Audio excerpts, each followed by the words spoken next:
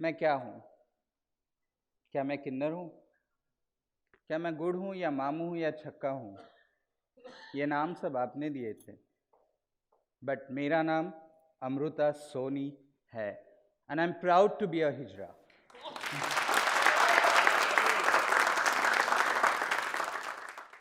उसने मुझे मामू बुलाया, उसने मुझे गुड़ बुलाया, उसने मुझे छक्का बुलाया, उसने मुझे हिजड़ा बुलाया, और मैं अपने माँ बाप के सेपरेशन का कारण बनी। माता पिता के चलते, दूसरे ने छोड़ा समाज के चलते, तो गलती मेरी तो है नहीं। ऐसे और वीडियोस देखने के लिए सब्सक्राइब बटन दबाएं। नमस्ते दोस्तों, आज मैं एक ऐसी पर्सनालिटी के साथ हूँ जिन्होंने लाइफ में बहुत सारे संघर्ष किए हैं। शायद इनकी कहानी मुझे बताने की ज़रूरत नहीं है, क्योंकि इनकी इतने सारे आर्टिकल, इतने सारे इंटरव्यूज़ आप लोगों ने देखे होंगे। मैं बात कर रही हूँ अमृता सोनी की। अमृता सोनी एक ऐसी प्रोफाइल है, जब 2013 से लेकर 2019 का इनका जो संघर्ष रहा और उस बीच मीडिया में काफ़ी ज़्यादा हाईलाइटेड रही। जो स्टॉक में आपने एक इनका इंटरव्यू देखा होगा, जो हर किसी ने देखा है, जिसमें वो कहती हैं, क्या मैं एक हिजड़ा हूँ, क्या मैं एक छक्का हूँ। ये शब्द हर एक इंसान के जहन को चीर रहे थे। फिर उसके बाद अमृता अचानक से मीडिया से गायब क्यों हो जाती है? ये एक बहुत बड़ा सवाल होता है कि एक समय जब था कि हज़ारों आर्टिकल निकल रहे थे, लेकिन अचानक से अमृता मीडिया से गायब हो जाती है। आज अमृता मेरे साथ बैठी हुई हैं, और अमृता से मैं जानना चाहूँगी कि ऐसा क्या हुआ कि आप अचानक से मीडिया से गायब हो गई। अब कोई भी आर्टिकल आपके बारे में नहीं निकल रहा है। देखो, मीडिया एक तरफ से मैं मानती हूँ कि लाइफ दो चीज़ें दिखाता है लाइफ के, और पॉजिटिविटी भी दिखाता है, नेगेटिविटी भी दिखाता है। बट अगर आप किसी के बारे में पॉजिटिविटी दिखा रहे हो, तो सच क्या है जाने बगैर किसी की पॉजिटिविटी नेगेटिविटी ना दिखाएं, क्योंकि सिक्के के एक पहलू देख के ज़िंदगी नहीं चलती, सिक्के के दोनों पहलू देखनी चाहिए। और कुछ ऐसे न्यूज़ आए बीच में जो मुझे हर्ट कर गया, जिससे कि मैं मीडिया से दूर हो गई। ऐसा नहीं कि आर्टिकल्स नहीं आए। मैं जब लोक अदालत जज बनी 20 में, तब बहुत सारे आर्टिकल्स आए, बहुत सारे न्यूज़ चैनल्स ने कवर किया, काफ़ी ज़्यादा रहे उस हाँ, टाइम। झारखंड में पहली लोक अदालत किन्नर जज थी, तो बहुत सारे आर्टिकल्स आए उस पर भी।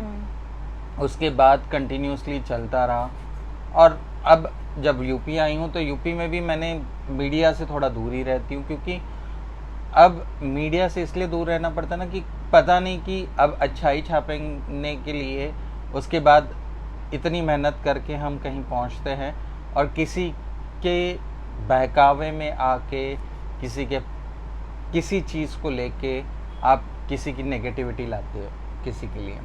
ऐसा कौन सा आर्टिकल था जिसने आपको ज़्यादा हर्ट कर दिया?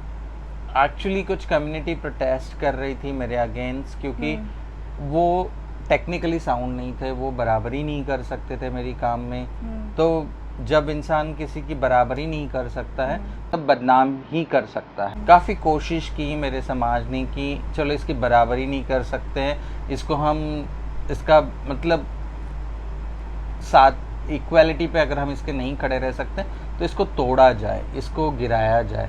और वो सारी चीज़ें जब होने लगी, तो मीडिया ने काफ़ी सारी चीज़ें पॉजिटिव न्यूज़ ना निकाल के नेगेटिव न्यूज़ निकालना शुरू की। वो मुझे हर्ट हुआ कि आप ही लोग थे जो मेरी लाइफ की हिस्ट्रीज़, मेरे आर्टिकल्स, लाइफ के बहुत सारे पहलुओं को दिखाते रहे। क्यों? तो उसमें सच्चाई थी, तभी तो आपने दिखाई थी।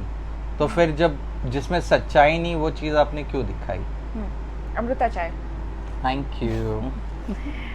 अमृता, मैं एक चीज़ जानना चाहती हूँ। वैसे जब मैंने आपके आर्टिकल पढ़े, तो जो मतलब एक मेरे जहन में एक सवाल आया कि आपने इतना सब कैसे बर्दाश्त किया। आपके साथ रेप भी होता है, गैंग रेप भी होता है, आप एक आईएएस की बेटी होने के बावजूद आप इतना सारा चीज़ फेस करती हैं, कैसे? देखो, लाइफ में जब संघर्ष लिखा है आपके, क्योंकि समाज में अपनाना वो अभी तक आया नहीं है। भले सुप्रीम कोर्ट का जजमेंट आया 2014 में कि हम थर्ड जेंडर हैं, हमें मान्यता मिलनी चाहिए, 200 पन्नों की हैं। अगर मैं आपसे भी पूछूं, तो आपने भी उस ब्लैक एंड वाइट पेपर को पढ़ा नहीं होगा। नहीं पढ़ा, मैंने पूरी तरीके से नहीं पढ़ा, क्योंकि किसी के पास टाइम नहीं है पढ़ने के लिए, और इसलिए नहीं पढ़ना चाहता है इंसान क्योंकि उसके लिए हम उतने इम्पोर्टेंस नहीं है। वो भले फिर एक क्लास 1 ऑफिसर हो, या फिर वो कोई IAS ऑफिसर हो, या फिर कोई भी हो। संविधान बहुत सारी चीज़ों को दिया हुआ है। सब हमारा भारत का संविधान इतना अच्छा है कि जिसमें हम एडिट कर सकते हैं उसको, हालात और सिचुएशन को देख के उसको एडिट करा जा सकता है। इतना अच्छा संविधान जब डॉक्टर बाबा साहब अम्बेडकर ने हमारे लिए लिखा हुआ है, और उन्होंने संविधान लिखते वक्त एक शब्द कहा है, ह्यूमन बीइंग। जिस दिन इस पृथ्वी पर रहने वाले हर एक नर या फिर नारी ये वर्ड एक्सेप्ट करेंगे कि हम नर नहीं, हम नारी नहीं, हम एक मानव है, उस दिन हमें समानता मिलेगी। और समानता मांगने से नहीं, क्योंकि मांग के बहुत देखा कि आप समानता दीजिए, अब लगता है कि छीनने से समानता मिलेगी। तो छीनना तो नहीं चाहते हम समाज से। समाज लाख हमें ठुकराते रहे, लाख हमें ना करते रहे, बट हम आज भी समाज के हिस्सा है, क्योंकि जन्म देने वाली एक माँ ही थी, वो स्त्री थी, 9 महीने उसने भी गर्भ में रख के हमें पैदा किया है, तो हम इस समाज के हिस्सा हैं। लाख अब मानवता के अधिकार दो या ना दो, हम वो अधिकार लेके रहेंगे। अमृता, यहाँ पे मैं जानना चाह रही हूँ कि आपने अपनी लाइफ में खुद बहुत सारा दर्द, स्ट्रगल झेला है, लोगों की जो बातें हैं उनको फेस किया, जिस तरीके से लोगों ने छक्का, मामा, हिजड़ा, बहुत सारे नाम दिए। तो जो गवर्नमेंट के साथ अभी आप काम कर रही हो, तो आप ऐसा क्या, मतलब खासकर जो ट्रांस लोग हैं जो इन सब चीज़ों से निकल के आ रहे हैं, उन लोगों को क्या आप हेल्प कर पा रही हैं, या उन लोगों के लिए क्या करना चाहती हैं? देखो, मेरा मेन मोटिवेशन है कि आज बहुत सारे एक्ट आ रहे हैं, दिन ब दिन नए नए एक्ट बनते जा रहे हैं।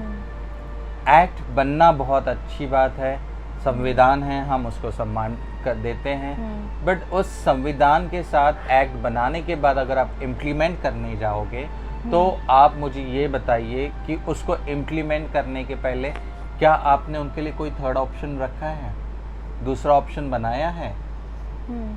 क्योंकि जब आप हमारे एजुकेशन पॉलिसी की बात करें तो एजुकेशन पॉलिसी इतनी अच्छी बनी है अभी इस साल, तो उस पॉलिसी में कहीं पे भी ट्रांस इंक्लूजन की बात नहीं हो रही है। कोई बात नहीं करना चाहता। NCERT ने शुरू में कहा कि हम इंक्लूजन देंगे, बहुत सारे SCERT ने पेपर्स लिखे। एक SCERT बिहार के पेपर जब लिख रहे थे तब उसके टेक्निकली सपोर्ट के लिए मैं चली गई थी वहाँ पे, तो वहाँ जाके मैंने काम किया उनके साथ, हमने पेपर अच्छे से लिख के भेजा।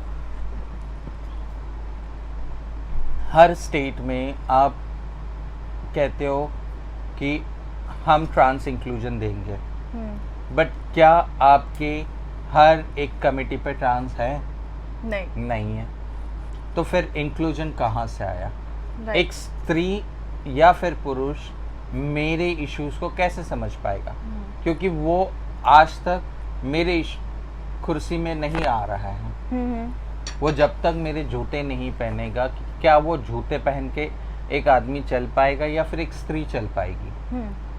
या जो कपड़ा मैं पहनती हूँ ये आदमी तो पहन नहीं पाएगा पर स्त्री पहन सकती है। बिल्कुल। तो बहुत सारी चीज़ें ऐसी है मेरे ज़िंदगी में, मेरे बहनों के समाज में, कि बहुत ऐसी चीज़ें हैं जो आज भी लोग नहीं समझ पाते हैं।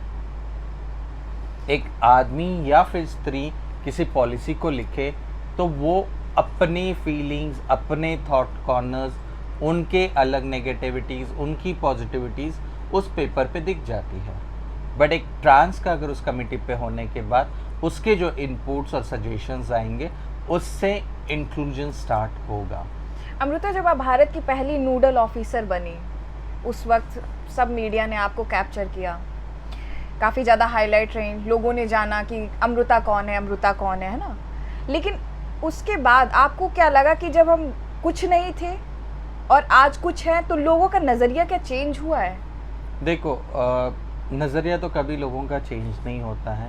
कोई परिवर्तन नज़र आया कि हमें जॉब, सरकारी नौकरी मिल गई, इसकी वजह से हमें सम्मान ज़्यादा मिल रहा है, या वैसी लोगों की अभी भी सोच धारणा वो बनी हुई है? जब एक पुरुष एक स्त्री को बॉस मान नहीं सकता है, क्योंकि हम पुरुष प्रधान समाज में जीते हैं। बिल्कुल सही। और पुरुष प्रधान समाज में आज भी स्त्री का अगर एम्प्लॉयमेंट हम देखें तो विच इज़ वेरी लेस, 45% है लास्ट ईयर, इसी साल का गुणवत्ता के हिसाब से अगर देखें तो 45% एम्प्लॉयमेंट है फीमेल्स का, और मेल एम्प्लॉयमेंट अगर हम देखें तो 80% है। तो ट्रांस एम्प्लॉयमेंट की बात करें तो विच इज़ हार्डली 2%। तो 2%, 25% और 80% काफ़ी गैप है। तो जब एक पुरुष एक अधिकारी है, वो स्त्री के साथ वो कभी नहीं चाहेगा कि एक स्त्री उसकी अधिकारी रहे। तो मैं तो पुरुष भी नहीं थी, मैं तो स्त्री भी नहीं थी, मैं तो बीच की थी। तो एक अधिकारी, एक नोडल के पोजीशन पर रहने के बाद एक्सेप्टेंस के लिए काफ़ी चैलेंजेस आते हैं, बट जब आप काम करने लगते हो, आपका काम बोलने लगता है, तब लोगों का सोच बदलनी शुरू होती है। जैसे मैं जब यूपी में आई तो लोगों की सोच अलग थी, बट आज जब मेरा काम देखा लोगों ने, मैंने विज़िट करती हूँ, जेल जाती हूँ, जेल डिपार्टमेंट जाती हूँ, महिला बाल विकास जाती हूँ, तो जब बात होने लगी, इंटरेक्शन होने लगा, तो लोगों को पता चला कि नहीं, शी इज़ समथिंग डिफरेंट, वो टेक्निकली साउंड है, वो प्रोग्राम को अच्छे से इम्प्लीमेंट कर पा रही है। आज जेल में किन्नर भी हैं, तो एक बेसिक नीड होती है हर किन्नर की, वो है टॉयलेट। तो हमने टॉयलेट्स की इम्प्लीमेंटेशन स्टार्ट कर दिया है, और यूपी में हम टॉयलेट्स बना रहे हैं, ट्रांसजेंडर टॉयलेट्स बाथरूम में, जो जेल के अंदर है, गाज़ियाबाद में बन चुका है। और हम कोशिश कर रहे कि पूरे यूपी में 75 जेल है, तो 75 जेलों के अंदर वो टॉयलेट्स आए। फिर हमने सरकार, वुमेन एंड चाइल्ड डिपार्टमेंट से ये भी रिक्वेस्ट किया कि उनके वन स्टॉप सेंटर्स चलते हैं, जो वन स्टॉप सेंटर्स पे महिलाओं के लिए उनके वॉयलेंस के अगेंस्ट केसेस वहाँ पे रजिस्टर्स होती है, वहाँ पे ट्रांसजेंडर्स के भी वॉयलेंस के केसेस रजिस्टर हो, जिससे कि ट्रांसजेंडर्स को भी वहाँ पे न्याय मिल सके। उसके लिए एक जगह बने जहाँ पे जाके वो बात कर सकें, क्योंकि आज के टाइम वॉयलेंस बॉयफ्रेंड्स बहुत कर रहे हैं कम्युनिटी के साथ, और वो कहीं रजिस्टर्ड नहीं हो पाती है हमारी, और उसके वजह से काफ़ी सारी चीज़ों को हमें फेस करना पड़ता है, और हम उसको फेस करते हैं। सोसाइटी की जब बात आती है तो एक सवाल और आता है कि आप जो है जगह चेंज करते रहते हो, जैसे कि कभी यूपी में है, कभी एमपी में है, अलग अलग स्टेट में आपका जैसे जॉब होता है, प्रोफाइल वैसे जाते हैं। तो जब आप कहीं रेंट पे हाउस लेते, क्योंकि हर जगह तो अपना हाउस होगा नहीं, तो जब रेंट पे हाउस लेते तो क्या क्या चैलेंजेस आते हैं आपके लिए? देखो, चैलेंजेस यही हैं कि घर क्या सोसाइटी एक्सेप्ट कर पा रही है? नहीं कर पाती है, सोसाइटी एक्सेप्ट नहीं कर पाती है। सोसाइटी को डर लगता है, या फिर जो भी उनके दिमाग में है कि एक्सेप्टेंस ना दें या फिर जगह ना दो, तो बहुत सारी चीज़ें ऐसी होती है जो आज भी रेंट को लेके बहुत बड़ा चैलेंज है। और अगर मिल भी रहा है तो नॉर्मल पॉपुलेशन को वो घर मिल रहा होगा 5,000, और मुझे मिल रहा है वो घर 10,000, 15,000, मतलब जस्ट डबल द अमाउंट। अगर आप देखोगे, और आसपास की सोसाइटी के क्या नजरिया रहता है जब आप उनका देखने का नजरिया अलग होता है। उनको, वो आपको उसी नज़र से देखते कि नहीं, ये भी बैगिंग करने वाले होंगे, ये भी ट्रैफिक सिग्नल या लोगों के घर नाचने वाले होंगे। वो ये समझना, वो एक्सेप्ट करना नहीं चाहते कि नहीं, she is one of the officer, वो काम करती, she is a reputed person. वो एक्सेप्टेंस नहीं आ पाती उनमें से, तो वो आना बहुत ज़रूरी है आज के टाइम में, और which is missing in the society. दोस्तों, मैं आपको बताना चाहती हूँ, अमृता दोनों धर्म को फॉलो करती है, हिंदू को भी, मुस्लिम को भी। तो मैं आपसे ये जानना चाहती हूँ कि ये कैसा आपके लाइफ में रहा कि आप हिंदू धर्म के जितने नवरात्रि हो गए या जितने भी व्रत होते हैं सारे आप रखते हो, और जब मुस्लिम धर्म की बात आती है तो ईद और रोजे आ जाते हैं, ईद भी मनाती हैं, बकरीद भी मनाती हैं, रोजे भी रखती हैं, वो कैसे?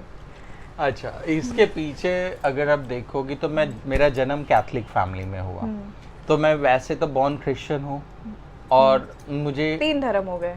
क्रिश्चियन में क्रिश्चियनिटी को फॉलो करना है। बट जब मैं अपने समाज में आई तो मुझे पता चला कि ऊंच नीच, जात पात, अमीर गरीब, ये सब हमारे लिए नहीं बने हुए हैं। हमारे लिए ज़मीन में पे बैठ के जो इंसान हमें दो अनाज दे रहा है खाने के लिए, जो महलों में बैठ के भी अनाज दे रहा है खाने के लिए, तो मेरे लिए सारा समाज एक जैसा है। और कहते ना कि घराना कल्चर जो होता है, तो मेरे गुरु के घराना कल्चर में हम मुस्लिम कल्चर चलते आया, तो मुस्लिम कल्चर में हमें सिखाया गया। और उस वक्त मेरी नानी करती थी रोज़े, फिर उनके बाद अब उनकी थोड़ी सी तबीयत डाउन रहती थी, उनकी डेथ हो चुकी तो गुरु करने लगी। गुरु की थोड़ी सी तबीयत डाउन रहती है तो कोई तो वारसा आगे चलाए। अच्छा, तो मैं अपना वारसा चला रही हूँ। इसमें ये भी एक मतलब लोगों का कहना है, जैसे तो लोगों का ये भी मानना है कि जो मुस्लिम आपकी गुरु माँ होती हैं वो कन्वर्ट करा देती हैं मुस्लिम में। कोई किसी को कन्वर्ट नहीं कराता है, कोई किसी को ज़बरदस्ती नहीं करता है, और कोई धर्म या फिर कोई मज़हब ये नहीं कहता है कि आप मुझे अपनाओ। और अपनाने की ज़रूरत नहीं है, क्योंकि समाज हमें अपना ले तो सारा धर्म हमारे लिए सब है।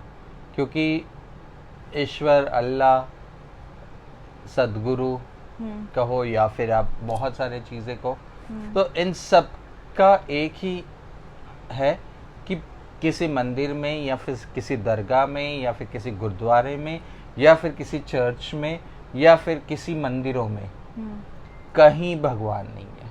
भगवान इंसान के अंदर है। अगर आप ढूंढोगे तो वो तुम्हें मिलेगा। ज़रूरी नहीं है कि वो जैसे तुम हो तो तुम्हारे अंदर भी तो भगवान है।